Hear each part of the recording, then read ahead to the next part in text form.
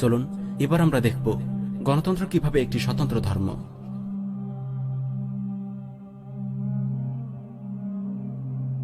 গণতন্ত্র একটি কুফরি ধর্ম। শয়তান ইবলিস তার পুরো জীবনের অভিজ্ঞতার সার নির্যাস চমৎকারভাবে গণতন্ত্রের মাঝে সন্নিবেশ করতে সক্ষম হয়েছে। এবার সে তার চিরশত্রু মানবজাতিকে এমন এক কুফরে লাগিয়ে দিয়েছে যা তারা উপলব্ধি করতেই ব্যর্থ হচ্ছে। গণতন্ত্রের এই কুফরি ধর্ম অতীতে মানুষের উদ্ভাবিত যে কোনো ধর্ম থেকে বেশ আলাদা, কারণ গণতন্ত্র নিজেকে ধর্ম হিসেবে পরিচয় দেয় না, বরং পরিচয় দেয় একটি রাষ্ট্র ব্যবস্থা হিসেবে।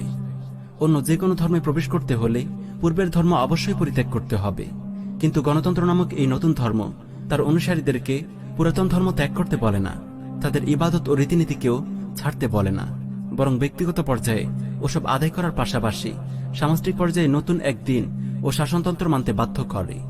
যেহেতু গণতন্ত্র নামক ধর্মটি গ্রহণ করতে হলে পূর্বের ধর্ম ত্যাগ করার প্রয়োজন পড়ে না, তাই অনেক লোক এই নতুন ধর্মকে ধর্মই মনে করে না। প্রতিটি ধর্মের মতো গণতন্ত্রের ধর্মেও আছে নিজস্ব আকীদা, বিশ্বাস ও বিধিবিধান। যেমন ইসলাম বলে সকল ক্ষমতার মালিক আল্লাহ রাব্বুল আলামিন, আর গণতন্ত্র বলে সকল ক্ষমতার মালিক জনগণ। ইসলাম বলে আল্লাহ সুবহানাহু ওয়া তাআলাই মানুষের একমাত্র বিধানদাতা, কিন্তু গণতন্ত্র বলে বিধান দেওয়ার মালিক জনগণ। ইসলাম হলো আল্লাহর ইচ্ছার সামনে আত্মসমর্পণ করা, আর গণতন্ত্র হলো সংখ্যাগরিষ্ঠ জনগণের ইচ্ছার সামনে আত্মসমর্পণ। ইসলাম যেমন মোরতাদকে মৃত্যুদণ্ড দেয়, ঠিক তেমনি গণতন্ত্র তার বিরুদ্ধে বিদ্রোহকারীদেরকে মৃত্যুদণ্ড দেয়। কেউ সংবিধানকে প্রত্যাখ্যান করলে তাকে রাষ্ট্রদ্রোহী আখ্যা দিয়ে হত্যা করা হয়। ইসলাম বলে আল্লাহ যেটি হালাল করেছেন সেটি হালাল, আর তিনি যেটা হারাম করেছেন সেটিই হারাম।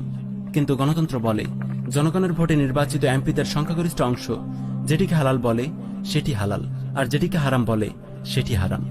যেমন আল্লাহ তাআলা সুদকে হারাম করেছেন, কিন্তু গণতন্ত্র সংখ্যাগরিষ্ঠ এমপিদের রায় নিয়ে সুদকে হালাল করেছে।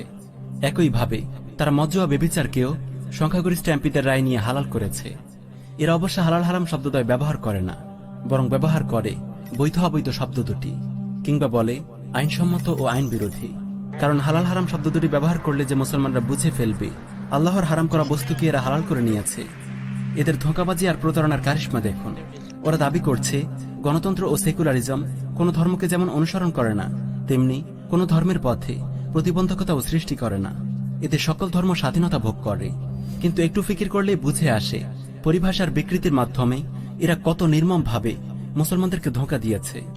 কুফর যে ধরনেরই হোক না কেন, এটি স্বতন্ত্র একটি দিন, ধর্মহীনতা।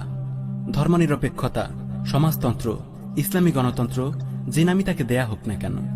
এই প্রসঙ্গে সৈয়দ আবুল হাসান আলী নদভী রাহিমাহুল্লাহ বড় সারগর্ভ মন্তব্য করেছেন, কুফর কেবল অস্বীকৃতির নাম নয়, বরং এতে স্বীকৃতিও আছে। কুফর কেবল আল্লাহর দিনকে অস্বীকার করার নাম নয়, বরং এটি একটি ধর্মীয় ও চারিত্রিক কাঠামো এবং একটি স্বতন্ত্র ধর্ম, যার নিজস্ব ফরজ ও ওয়াজিব এবং হারাম ও মাকরুহ বিধিবিধান আছে। তাই এই উভয় দিন একই জায়গায় একত্রিত হতে পারে না, এবং মানুষ একই সঙ্গে উভয় ধর্মের অনুসারী হতে পারে না। দ্বীনের হক ও ওলামায়ে রব্বানী, 26 নম্বর পৃষ্ঠা। এই আলোচনা থেকে স্পষ্টভাবে বোঝা গেল, কেউ যদি গণতন্ত্রকে গ্রহণ করে সে মুসলমান হতে পারে না, আবার মুসলমান হলে সে গণতন্ত্রকে গ্রহণ করতে পারে না।